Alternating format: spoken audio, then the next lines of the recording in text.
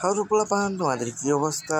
আজকের first time কিন্তু আমি খেলেছি বানানো এমজিতে, আর আজকের গোল হচ্ছে 0 to 1 মিলিয়ন মানিতে। আর প্রথমে এই জায়গা থেকে কিছু আয়রন, ডায়মন্ড ইত্যাদি গ্রাইন্ড করে আর্মার টার্মার বানিয়ে নেই।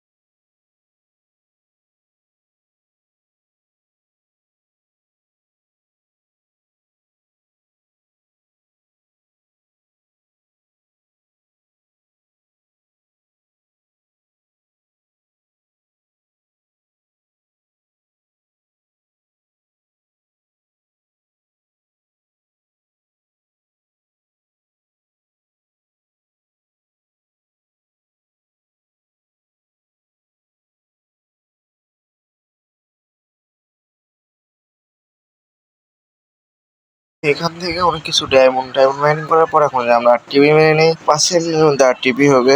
আমরা ওয়ার্ল্ডে চলে এসেছি। আর ভাই এটা কি বেকার জায়গাতে স্পন করেছে, কি বলবো, আর কিছু বলার নেই। তো ভালো একটা জায়গা খুঁজে ওদের সাথে দেখা করি। আমি একটা ভালো জায়গায় চলে এসেছি। সামনে মনে হয় এটা একটা প্লেয়ার যায়, দেখি। এটা তো আসলে একটা মুরগি। সামনে ক্রাফটিং টেবিল আছে, ক্রাফটিং টেবিল থেকে আমার আর্মার টার্মার বানায় নেই। রেসিপি যায় দেখি রেসিপি কিছু আছে কিনা। আমার আর্মার বানানো শেষ এবং আমি নিচে বেস বানানোর জন্য মাইনিং করতেছিলাম। মাইনিং করে তোমাদের সাথে দেখা করি। ছোটখাটো একটি বেস বানায় আমি নিজের থেকে বাম্বু বড় করতেছিলাম বলমিন দিয়ে এবং বিক্রি করতেছিলাম। তারপর ডাকলি শার্ট এসে বললো যে তুই এত কষ্ট করতেছিস কেন, একটা ফার্ম বানালেই তো হয়। তারপরে আমি ডাকলি শার্টকে বললাম, তো তুই একটা ফার্ম বানাই দে না। ওই বললো আচ্ছা তুই আমাকে কিছু মানি দে, আমি ফার্ম বানাই দিতেছি।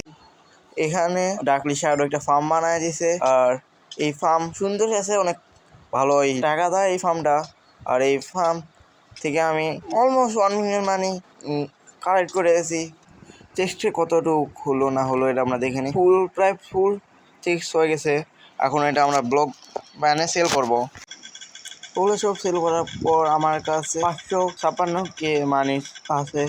আর বাকি মানে আমাকে ডাকলি শ্যাডো দিবে 1 মিলিয়ন কমপ্লিট করার জন্য। কারণ ডাকলি শ্যাডো আমার চেক্সটের থেকে বাম্বু বিক্রি করে বাকি টাকা ওই রাখা দিছে। এ কারণে করে নিয়ে আমি আমার 1 মিলিয়ন কমপ্লিট করব।